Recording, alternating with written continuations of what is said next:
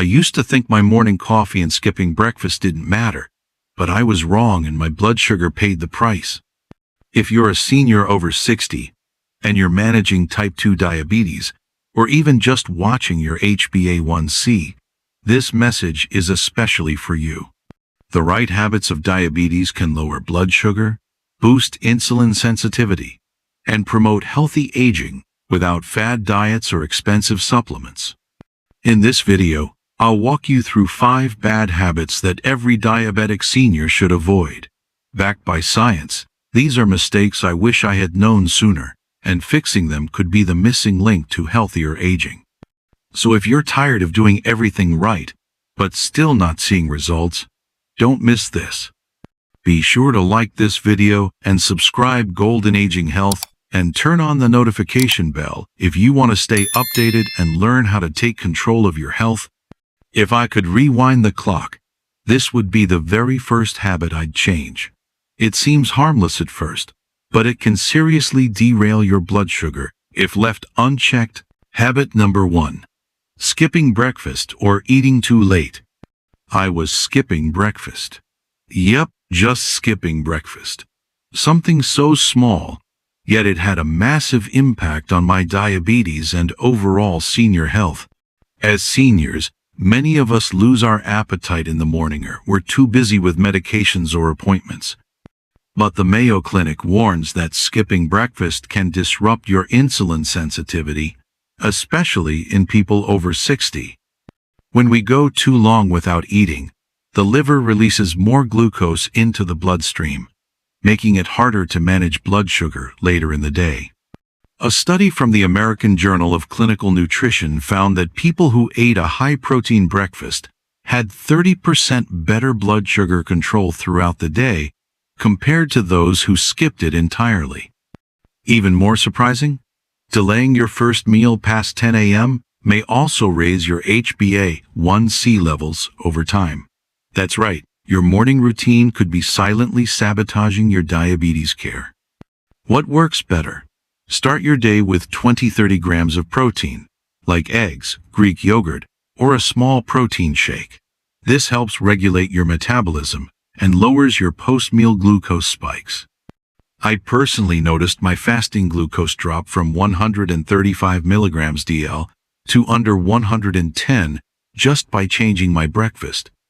And if you're practicing intermittent fasting, make sure to speak to your doctor first. Fasting can benefit some, but it's not for everyone, especially if you're on insulin or other medications. Do you eat breakfast daily? If so, what's your go-to morning meal? I'd love to hear how your habits changed over time. So yes, that simple morning choice turned out to be one of the most powerful ways to lower my blood sugar and support my healthy aging journey. But hold on, habit number 2. That simple morning choice helped, but I revealed something even more surprising. And honestly, it made me feel tricked. Habit number 2. Relying on diabetic-friendly packaged foods. When I was first diagnosed with type 2 diabetes, I stocked up on every snack labeled diabetic-friendly, low-carb, or sugar-free. I thought I was making smart choices. But here's what I didn't know then. Many of these products are ultra-processed and filled with sugar alcohols, refined starches, and artificial ingredients that can still spike blood sugar and strain digestion, especially in older adults. According to the Harvard School of Public Health, artificial sweeteners like maltitol and sorbitol can still raise glucose levels, just at a slower pace. Worse, they often cause bloating, gas, and diarrhea in elderly people whose digestion is already sensitive. I started noticing headaches and brain fog after eating sugar-free cookies or protein bars. A dietitian finally told me, just because it says diabetic-friendly doesn't mean it's diabetes helpful. A clinical review published in the Journal of the American Geriatric Society, JAGS, warned that older adults who rely heavily on processed diet foods may actually have worse HbA1c outcomes due to hidden carbs and sodium. What's a better habit? Choose whole foods first. Think a handful of almonds instead of sugar-free snack bars, fresh berries with plain yogurt instead of artificially sweetened desserts. Simple swaps can keep your insulin resistance in check and lower your A1C over time. Celebrity chef Paula Deen publicly admitted that despite using diabetic foods, her type 2 diabetes worsened until she focused on cooking with whole unprocessed ingredients. Her example hit home for me. Once I cut back on processed diabetic-friendly snacks, my energy improved, and so did my numbers. The change felt almost instant. Now, the next one most seniors never suspect, and yet it can quietly raise your blood sugar every single night. Habit number 3. Going to bed without a blood sugar check. It took me a while to connect the dots, but once I did, I realized this quiet nighttime habit was silently affecting my mornings, and not in a good way. For years, I thought my restless sleep and high morning sugars were just part of aging, until I discovered this one overlooked step I was skipping every night. Like many seniors, I assumed my blood sugar naturally rose overnight, and there was nothing I could do. But the truth? Skipping a bedtime blood sugar check was quietly setting me up for failure every morning. According to the National Institute on Aging, nighttime is one of the most sensitive times for people with type 2 diabetes. While we sleep, our body undergoes a hormone shift, especially between 4 a.m. and 8 a.m., that causes a surge in blood glucose. This is called the dawn phenomenon. If your levels are already elevated before bed, that surge pushes you even higher by morning. A 2022 study published in Diabetes Care, American Diabetes Association, found that seniors who constantly checked their glucose before sleep and made small adjustments experienced up to 23% lower fasting blood sugar levels compared to those who didn't check at all. For me, the change was simple.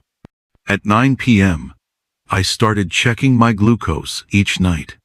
If it's above 150 milligrams DL, I take a 10-minute walk or sip warm water with apple cider vinegar, a tip backed by Mayo Clinic experts, to reduce overnight glucose spikes. If it's too low, I eat a small snack like a boiled egg or a spoonful of nut butter to keep things stable. Not only did this help my HbA1c, but I also slept better and woke up feeling more refreshed. Do you currently check your blood sugar before bed? Or do you have your own nighttime habit that helps? I'd love to hear what works for you. That one small nighttime check became a powerful anchor in my routine. But the next habit? It's about something many seniors forget to prioritize, yet it's essential for reversing insulin resistance. Habit number 4. Staying too sedentary after meals.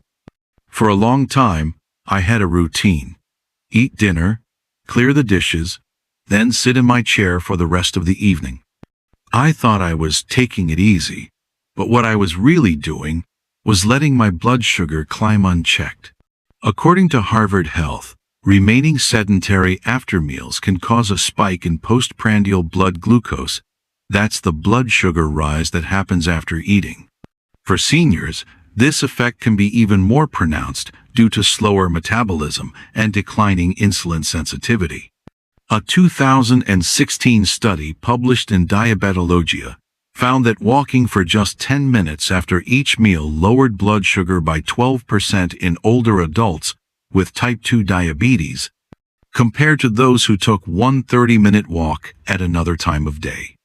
The biggest benefit? That short walk after dinner had the greatest effect, especially in reducing HbA1c over a 12-week period. And it's not just about walking. Light housework, stretching, or even standing to fold laundry can help your muscles use glucose more effectively. For me, a slow stroll around the block after dinner became a new habit. I pair it with listening to an audiobook or calling a friend. It's relaxing, good for circulation, and great for my diabetes habits. Over time, this one change helped bring my fasting glucose down by nearly 20 points, and I didn't have to overhaul my entire life to get there. What's your post-meal routine? Do you rest, walk, or do something else? I'd love to hear what helps keep your energy and blood sugar steady. It turns out, movement isn't just exercise. It's medicine for aging bodies. And in the final habit, I'll reveal one common supplement that dramatically improved my insulin response. Once I stopped using it the wrong way. Habit number 5. Misusing or overlooking magnesium. That supplement was magnesium, a mineral most seniors don't realize is crucial for blood sugar regulation. When I first started taking it, I thought I was doing everything right. But what I didn't know was that not all magnesium supplements are the same, and the wrong kind won't help your diabetes care at all. According to Mayo Clinic, magnesium plays a critical role in insulin function and glucose control. In fact, low magnesium is strongly associated with insulin resistance and poor HbA1c scores in older adults. A large-scale review in the journal Diabetes, Obesity, and Metabolism found that magnesium supplementation led to a 22% improvement in insulin sensitivity in individuals with type 2 diabetes, particularly when magnesium deficiency was present. But here's the catch. The most commonly sold types, like magnesium oxide, are poorly absorbed. I was taking the wrong form for months. What finally worked for me was switching to magnesium glycinate, or magnesium citrate, which are more bioavailable and gentler on digestion. I take around 250–350 milligrams daily, right after dinner, and I noticed improvements in both sleep and blood sugar levels within weeks. I also asked my doctor to check my magnesium levels with a RBC magnesium test, which is more accurate than a basic blood panel. If you're considering supplements, please talk to your doctor first, especially if you take medications for blood pressure, heart rhythm, or diuretics, which can affect magnesium balance. Have you tried magnesium before? What kind of results or challenges did you notice? Your experience could help someone else. When I put all 5 of these habits together, I didn't just lower my blood sugar, I felt stronger, clearer, and more in control of my health than I had in years.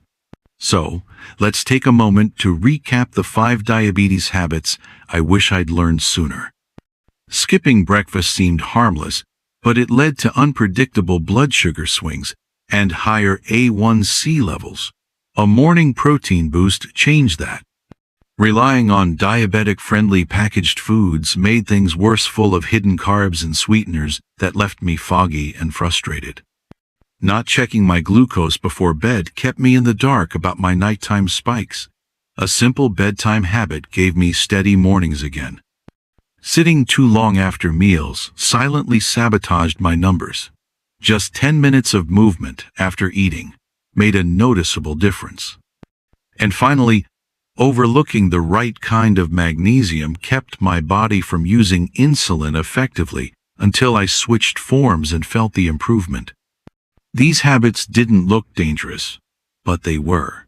I'm sharing this so you don't have to learn the hard way like I did, because change doesn't have to be perfected, just has to start. Which habit surprised you the most? Drop a comment and let's talk.